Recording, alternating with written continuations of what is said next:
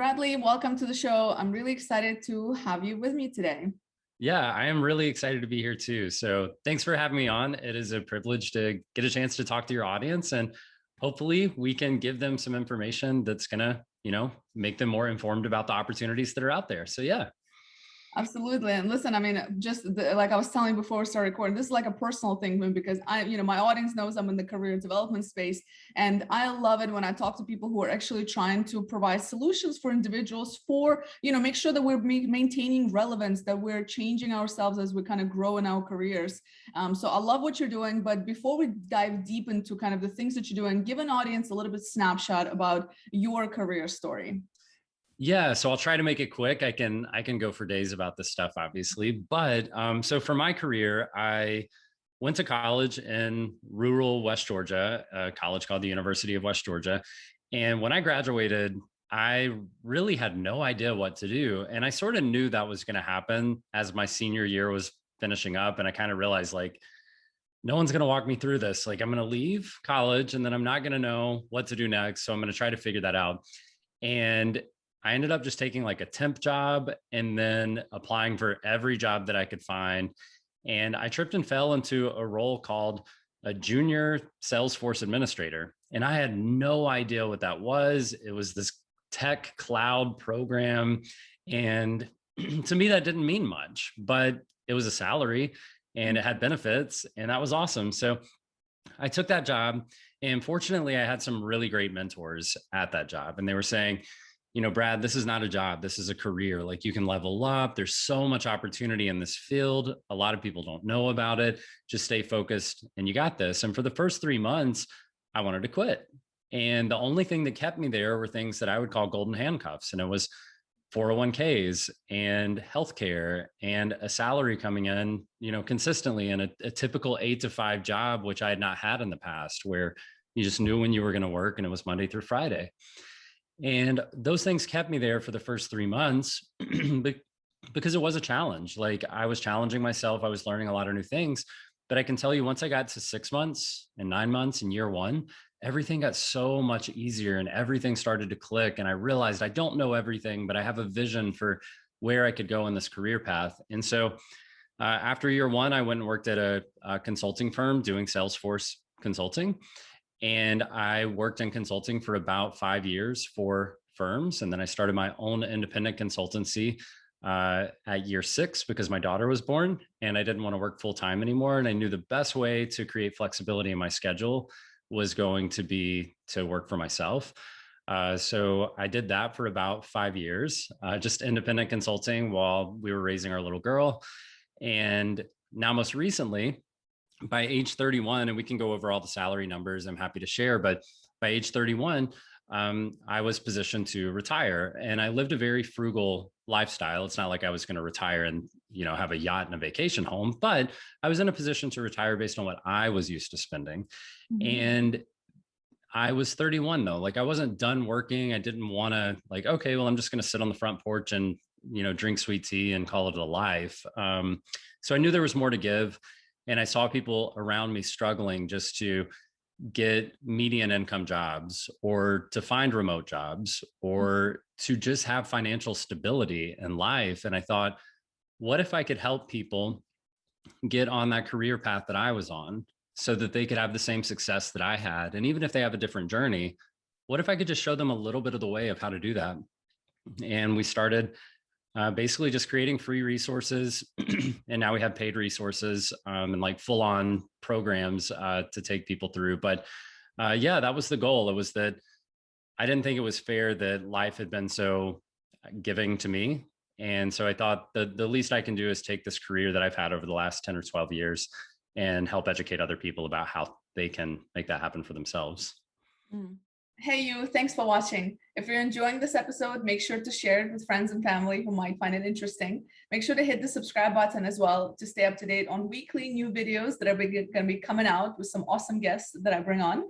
And if you have any questions, use the comment section to ask me questions, to interact. I look forward to talking to you. Absolutely. And you know what I love about this is that it's really just about raising awareness for individuals about what's possible, what's out there. So and just also offering opportunities, because I think that there's this myth, and maybe it's changing now, but it's like, it seems like, you know, when it comes to change, right? Especially if you, even if you're a young graduate, you studied something you don't want to study and you want to transition to something else, or you're a mid-level career change seeker. I think that there's this myth that it's so difficult to do. And by all means, it's not always easy, but there are so many opportunities now to do this. And like you said, to learn a new tool. So I'm curious, like, just from your perspective, having worked with different individuals, you know, kind of, let's demystify this idea that change is difficult, and it is in some capacity, but it's so possible. And also you can do it in quite a short time when it comes to tech. Yeah, I love that. And change is difficult. It's difficult for a lot of reasons. Sometimes it's not just the hours we put in. A lot of times it's the psychological challenge of maybe identifying with your current career and saying like, oh man, I went into healthcare, for instance, is a big one, or K through 12 education is a big one, where people go, man, like, but I got to be here for these kids, or I got to be here for these patients. And like, I'm in this for more than the money or more than the schedule. And I'm sacrificing myself for the greater good of what I give to society. And so a lot of times it can be much bigger than just, okay, I want to change careers. Oh, it's hard to learn something new. It's not always, that's not always the only obstacle. It can be a lot of things.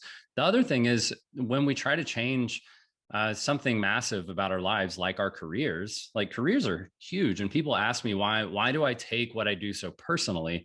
And I say because careers are personal, because your income is personal, and how you identify. Like I always think, like when you shake hands and you meet someone, what's the first question that's typically asked? Like, hey, what's your name? Oh, cool. What do you do? You identify massively with your career. It is a very personal thing that you do. And the other thing is, things like financial stability are big parts of what make happy relationships, what allow us to sleep well, what allow us to have healthy habits in life and exercise and eating. Like your career and how you earn income is vitally important to other aspects of your life. And so when people are like, why do you take this so personally? It's like, because this is not about getting a job. This is not about getting a paycheck. This is much more holistic than that. So I think when I look at that and I go, okay, well, how do you go through this process of change from whatever you're doing today to becoming a tech professional? To your point, it's not easy, going back to that. And I had a student tell me, and this stuck with me. She said, choose your hard. And she said, you know what? I had a job that paid okay. And if I stuck with that job, it would be hard. Like just sitting there and knowing I'm probably not going to get a major pay raise for another 10 years. And I'm probably not going to get promoted for another 10 years. And I'm going to have to sit there and grind and do something that I don't really want to be doing. And that's going to be hard. So staying the same is going to be hard. Or I can challenge myself and I can learn something new and I can start a career and I can relearn what it means to be a professional. And that's going to be hard. So choose your hard. Like either way, neither one of those options are going to be easy. And I think we trick ourselves into thinking changing is hard, staying the same is easy. But that's not true. Changing is hard for a better outcome. Staying the same is hard and you get nothing out of it. So I think we have to look at it in that way. So going forward, it's like, well, how long does it take to go from whatever you're doing today to being like a Salesforce professional, which is what I talk to people about? Your first certification is going to take you about 150 hours. If you consider yourself a really great test taker and you just kind of get stuff, and when it comes to a multiple choice test, you can just kind of figure it out and check the boxes and you tend to get it right. That might take you closer to 100 hours. If you've never heard of Salesforce and have no idea what that means, maybe 100 hours. If you consider yourself a bad test taker, you know that it's going to be tough. You know, even though everybody around you is passing the test and you should be too, but you're not because you get nervous or because it's just not clicking, it's probably going to take closer to 200 hours just for some additional study time. So about 150 hours is how long it's going to take to get certified. And that's where most people who are transitioning into Salesforce get stuck, and they don't realize, even Salesforce as a company, in my opinion, has this problem where they think if you get someone certified, that means they're qualified to work. And being job ready and being certified are two very different things. So there's more that goes into it, like your LinkedIn, networking, your professional brand. You actually need to prepare for interviews. Don't just walk in and think like, I got this. Like they're going to ask me some questions. I'm going to shoot some answers. If I get it, I get it. If I don't, I don't. It's a recipe for failure. So make sure you're actually preparing for interviews, getting hands-on experience, practicing, thinking through these concepts in the real world, like as a real world application, talking to other people, get involved in community groups, get involved in the conversations about this profession so that you kind of have a more universal view of how it's being used and how people think about it and how companies use it. So we can deep dive into any of that stuff. But there is more to it than just let me get certified and get a job. But typically the first step is get the Salesforce Administrator certification. And you should expect that to take you about 150 hours. Mm. And you're so spot on with the fact that I think a lot of people look for this magic formula, and and they say, well, if I have this and that's all it takes. And you're right, it's much more than that. It's just like a part of the tool of the overall toolbox. And now more and more companies are looking not only for the skill set and certification, but also the soft skills as well. So how are you able to then adapt to the team culture? Are you able to kind of be a team player? So there's a lot of other things, and I'm so glad you mentioned it, because I think we get, especially the kind of young graduates coming out of college, right? That are kind of like, well, I have this and I'm the best thing ever and that's all it takes. And you're like, no, but it's not like that. It's very competitive, in fact. But if you align all these different things, then yes, you become on kind of the top talent and above your competition. So I think that, I think we often look for this to these magic formulas. And to your point on change, I always kind of, when I talk to people around in terms of career development, I say, time is going to go by anyway, right? And I think that if you just look beyond this 150 hours that I have to do, but what it's actually going to give you and the freedom and maybe the financial stability, whatever it may be, in a larger scheme of life, or even that year or 2 years, it's nothing. Like it's insignificant amount of time. So, and I think that's what I love about tech, is that you can truly completely change your life if you're just willing to invest a little bit of time and efforts and financials into yourself, because at the end of the day, that's just what it takes, but it's going to pay back in dividends. You know what I mean? So coming back to that, so I work in software development and with a lot of techies, and I'm continuously blown of the salaries that these fresh graduates are getting coming right out of college. No experience, like zero communication skills sometimes, and still, because it's such a hot commodity these days, like tech skills, and I'm talking about different platforms, whether it's Salesforce and others, right? But talk to me a little bit more, like, how are these young people, is it really that's the future of tech? Should we all go to tech? I'm like, should I learn coding? Like, should this be my next thing? But talk to me about that. Yeah, so I think a few things. If it's all right, I want to touch on, you mentioned soft skills, and that was one of the first I think one of those like epiphany moments to me when I started Talent Stacker. The whole goal was to help people land tech jobs, right? And I thought that meant they were going to be learning a lot of technical, and I knew there was more to it than that, but I still thought it was going to be 80% technical knowledge and maybe 20% other. And I would say that at this point, I think it's about 30% technical and 70% other. And I think that piece of information should be so comforting to someone who doesn't have a tech background or doesn't have a tech degree, because it turns out that if somebody went to school for computer science and they're just a genius tech professional, that's only about 30% of what we need, right? Especially entry level. Now, when you move into being promoted into management roles or architect roles and things like that, now it gets more and more and more technical, but you learn that as you go. That's 5 years in. When you're getting started, it's very much about the small things, and really the small things compounded become the big thing, become the 70%. So what is the 70%? Like, a lot of people are like, what are soft skills, Brad? Like, you say it, but what is it? And it's simply your ability to do the simplest things, like when someone schedules a call, show up. If other people are on video, be on video. Like, pay attention, take notes, send a follow-up email that's actually engaged with people. If somebody asks a question, give an answer. Don't just say, hey, I think that's a good idea. Like, what do you think about what I just said? I think it's good.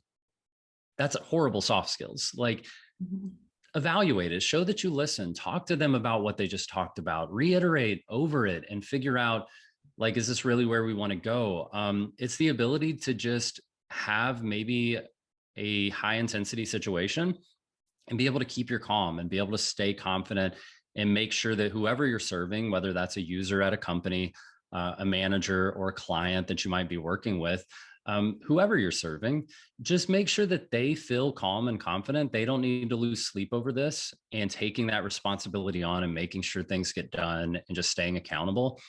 Those are a lot of the soft skills. It's those people skills. So if you, and you'll see this a lot going back to like healthcare and K through 12, you'll see that a lot because they work with patients, or they work in high intensity situations, or they work with students and parents and administration. There's just so many people that they have to juggle and work with all the time that they end up having more patience and more of those soft skills that allow them to be someone who, yes, we can teach them the tech, but wow, they're just incredible at engaging with a group, or engaging on a project, or engaging with a customer. And that's the skill that I think we're lacking massively in the tech space. So I think that's the first thing that I wanted to touch on, is that if you're not a techie, you don't need to be a techie. It's okay. So now maybe I can actually answer your latest question. I just wanted to make sure I touched on that. Do you mind hitting me with it again, if you recall? Sure. And now it slipped my mind. I was so excited about the soft skills, and I completely agree with what you were saying, but that's okay. We're going to come back to it. So I think it was more about the salaries. So the kind of seeing so many fresh graduates coming out of college and just being such a hot commodity. And maybe you can also elaborate on that, because I see that the job market is shifting and it's pushing these salaries up. And I don't know, sometimes I feel it's like, yes, it's justifiable, but in other aspects, I'm like, is that really the best thing? Because it just, everything becomes so competitive, and it's almost like people are not investing in those soft skills, because sometimes they think that that's all they need is that certification, right? And like, well, I'm this person with this kind of tech background, and that's enough. And I wonder if there's any damage that's being done by that. But anyway, I'm just curious to hear your thoughts in terms of the high salaries the fresh graduates are getting coming out of college, high in terms of like above average, typical US based salary, right? Yeah. So what we're seeing is that really across the board, the US, Canada, and Australia, we're seeing pretty similar salaries, like within 10% of each other. But what we've seen with our members, who are primarily North America, the average right now, entry level, is just over $72,000. And to your point, it's like, really, like, you can go do something, and this takes about 5 months. If you can put in about 10 to 15 hours a week, if today's the first day you've ever heard about Salesforce or technology or anything in between, expect it to take about 5 months at 10 to 15 hours a week. Now you look at that and you go, wait, I can listen to a podcast, and then 5 months from now, somebody wants to hand me over $70,000 to do a job that I've literally never done before. Like, is that a reality? And the short answer is like a resounding yes. We had a member of ours who, I don't want to say dropped out, he opted out of high school in 10th grade and decided to get his GED, and he didn't feel like he needed to be there anymore. Landed an entry-level Salesforce job making $65,000. So yeah, if you're 17 years old and you don't have a high school diploma, then yeah, you might end up having to accept something a little bit lower. But the average income of a 4-year college graduate is less than $60,000. Right. So this person who opted out of high school in 10th grade is making more than a college graduate. That's incredible. And we've seen that many times. We had another student who was a high school senior, and he finished high school because he had a lot of pressure from his parents. And that's pretty normal societally to want to finish at least high school.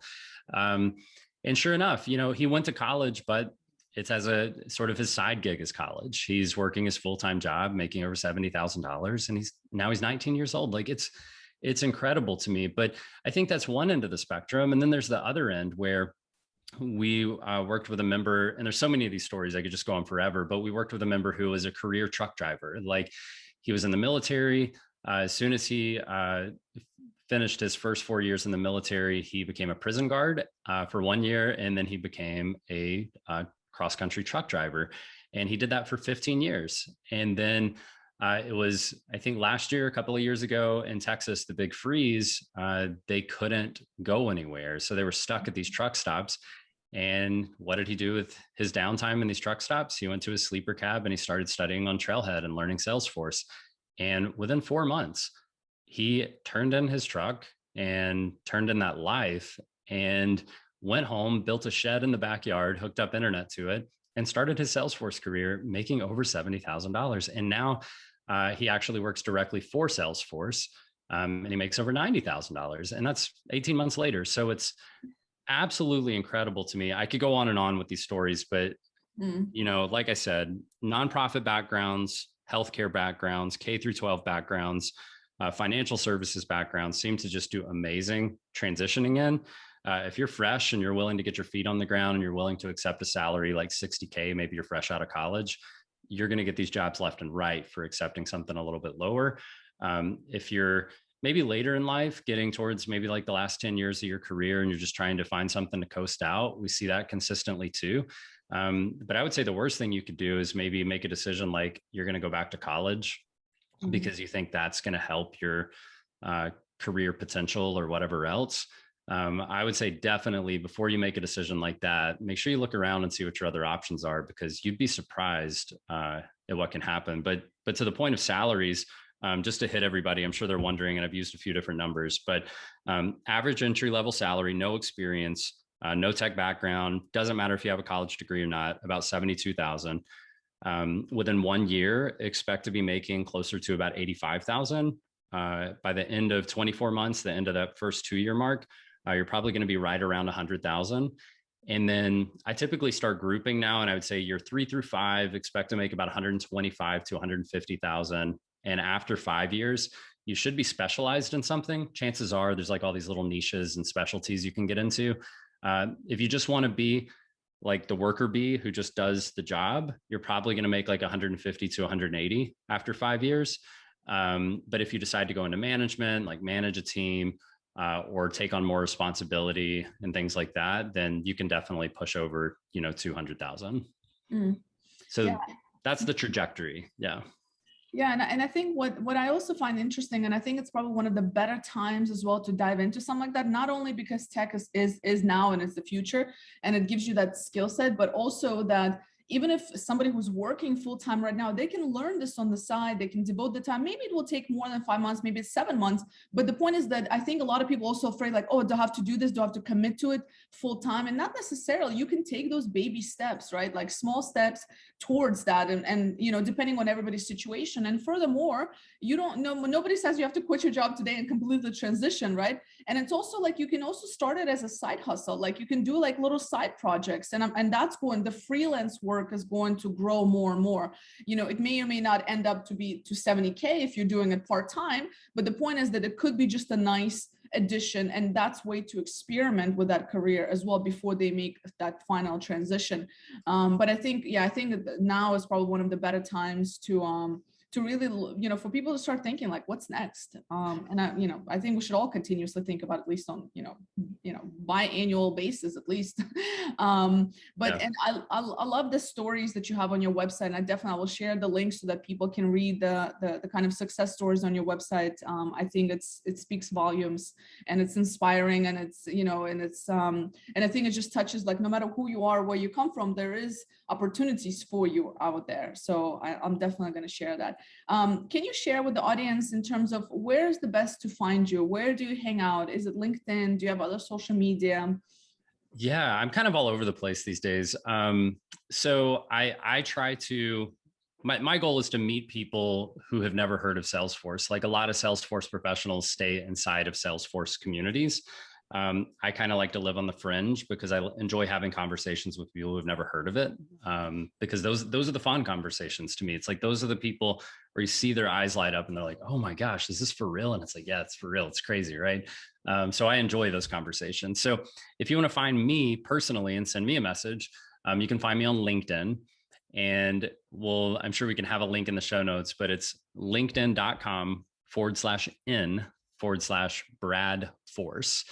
So you'll find me personally, send me a message, connect with me, follow me, whatever you want to do. I will respond to you. That's sort of my thing. I may not respond to you today, but I respond to everyone, because in my mind, the virtual world is just full of real people. And I think people get confused and they think virtual world equals not real people, but it doesn't. We're all still very real people with real lives and real struggles and real joys going on. And so if you reach out to me and you say hi, it is common courtesy for me to say hi back and answer a question that you might have. That's my opinion. Other people don't see it that way. That's the way I see it. So you will get a response, even if it's a couple of days later. You can find me on TikTok. Basically, our handle is Salesforce for everyone. And so TikTok, YouTube, Facebook, we have the largest Salesforce career seeking community group in the world on Facebook. We facilitate that. It's very clean. No one's going to spam you. No one's going to market to you. If they do, raise your hand and we'll block them. It's that simple. So yeah, so you can find us pretty much wherever you're at today. You can find us there. And we're always happy to help. Just reach out. The other thing I would say is if you want to get started on a Salesforce career, you're like, can I see if this is for me? Like, how do I dip my toes in? Well, we've seen that a lot, right? Like people who just want to know more, but they don't necessarily want to dive head first. So we created something we call a 5-day challenge. And it's not a 5-day like a free trial. It's a 5-day challenge. It's comprehensive. So when you start on day 1 and you finish on day 5, you will understand, is Salesforce something I want to do? And you will understand exactly how to move forward, whether you want to do that on your own or whether you want to go through a program like ours at Talent Stacker. It's totally up to you. You can find that at talentstacker.com/free. And that will give you the 5-day challenge plus a few other free resources like interview prep guides and LinkedIn optimization guides, just to make sure that you have everything you need if you want to do this yourself. That's awesome. I'm definitely going to share all that information in the notes as well. So listen, this is really exciting. I'm glad you exist. I'm glad there's people out there who are kind of offering these services, and it's exciting. And I think, you know, we need more of these conversations so people are aware of what's possible and what's available, and that everybody can have that quality life. And you don't need to have that fancy 4-year degree. You know, not everybody can afford that. So I think, you know, tech allows people to, you know, make things affordable and accessible. And I think that's where we should be headed versus, you know, spending all this time in the university. It's for some people, maybe not for others. So there are options. Bradley, thank you so much. It's really been a pleasure to speak with you. And I look forward to hopefully chatting again in the future with more success stories. Of course, that sounds great. Thank you so much for having me on. It was a pleasure to talk to you. And anytime you want to talk about Salesforce, just say hi. I'm around.